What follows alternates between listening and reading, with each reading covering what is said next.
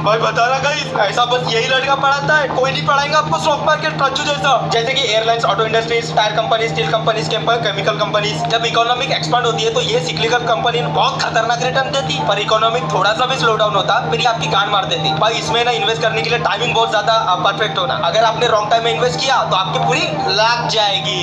पांचवा, the turn around. ये वो कंपनी है जो फिलहाल स्ट्रगल कर रहे हैं, पर इनमें पोटेंशियल है कि ये फिर से ग्रो कर सकते हैं by the help of new market strategy या फिर मार्केट कंडीशन से। भाई सच्ची बोलूं ना तो ऐसे स्टॉक से थोड़ा दूर रहना ही अच्छा रहता है, क्योंकि ऐसे स्टॉक को रिकवर करने में मतलब लग जाती है। मतलब ऐसे ना स्टॉक ज्यादातर खुद को रिकवर नहीं कर पाते। बहुत कम कंपनीज है जो खुद को लॉस मेकिंग से प्रॉफिट मतलब रिकवर कर पाते हैं। 6, द एसेट प्ले।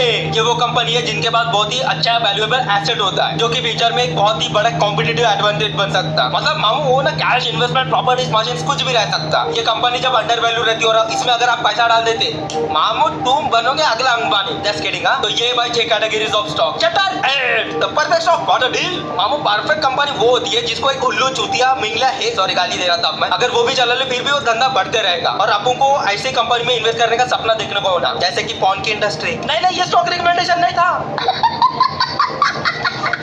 ऐसे कंपनी में भाई 13 क्वालिटीज रहने को होना। पहला, इट साउंड्स डल और इवन बेटर रिडिकुलस। एक परफेक्ट स्टॉक, एक परफेक्ट कंपनी, इसका कंपनी एक परफेक्ट सिंपल बिजनेस होना, जिसका नाम भी ऐसा ना बिल्कुल बोरिंग होना, डल, जैसे कि Asian Paints, HDFC. Number 2, it does something dull. अगर एक बोरिंग कंपनी के पास एक बोरिंग नेम है और वो कोई बोरिंग काम कर रही है, फिर भाई वो एक परफेक्ट मैच है। Number 3, it does something disagreeable. मतलब वो एक ऐसा काम कर रही है जिससे बहुत लोग डिसएग्री करते हैं। Number 4, it's a spin off baby. Spin off का मतलब है जब एक कंपनी एक नया इंडिपेंडेंट कंपनी शुरू करती है, वो भी अपना एग्जिस्टिंग बिजनेस से। जैसे कि मारुति सुजुकी, जो कि पहले गवर्नमेंट ओन करती थी, मारुति उद्योग लिमिटेड के नाम से, पर 2003 में गवर्नमेंट ने मेजॉरिटी ऑफ स्टेक्स बेच दिया जापानीज ऑटोमेकर कंपनी को, जिसका नाम था सुजुकी मोटर कॉर्पोरेशन। फिर भाई उन्होंने फॉर्म किया मारुति सुजुकी इंडिया लिमिटेड। तो पीटर लिंच प्रिपेयर करते हैं स्पिन ऑफ कंपनीज को। पांचवा, the institutions don't own it and the analyst don't follow it. देखो मामू, एक अच्छा स्टॉक है जिस पर इंस्टीट्यूशनल और फाइनेंशियल एनालिसिस करने वाले की नजर नहीं है। ऐसा स्टॉक अपने लिए खजाना है भाई, खजाना। The rumours around it's involve with the toxic waste and और द माफिया। अगर एक कंपनी या माफिया द्वारा चलाई जा रही है, रूमर्स फैलाए, तो उस कंपनी में ज्यादातर लोग इन्वेस्ट नहीं करते। पर अगर वो कंपनी जेन्युइन बिजनेस करती है तो अपने लिए ना भाई वो सोना है, सोना। 7,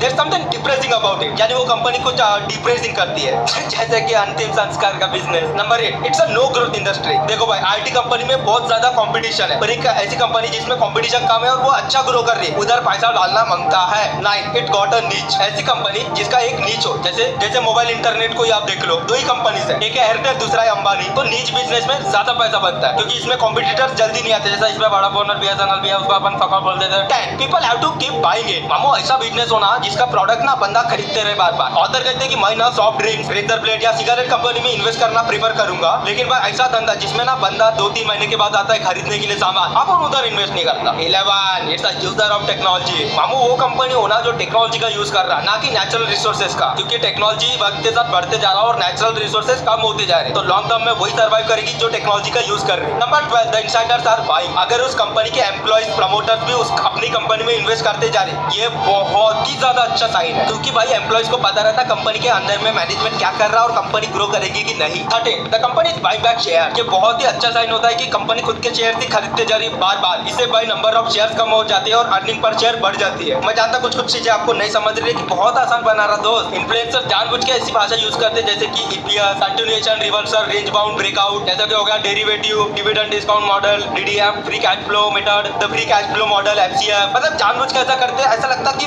मतलब इसको बहुत ज्यादा आता है और आप फिर उसका कोर्स खरीद लेते हैं। ये टेक्निक होती है आपको फंसाने की। वॉरेन बफेट के लैंग्वेज में इंटेलिजेंट इंसान वो है जिसको ना बहुत ज्यादा ज्ञान होता है ना किसी चीज का, वो ना छोटे बच्चे को भी 6 साल के समझा देता है कॉन्सेप्ट, वो होता है इंटेलिजेंट। तो ये है वो 13 क्वालिटीज जो एक परफेक्ट स्टॉक में रहने को होना। बाकी का काम अपन मामू पार्ट 2 में देखेगा। भाई कसम से बता रहा, पार्ट 2 इससे भी ज्यादा इंपॉर्टेंट है, नहीं तो ये अधूरा छूट जाएगा, वो अपन बाद में देखेंगे।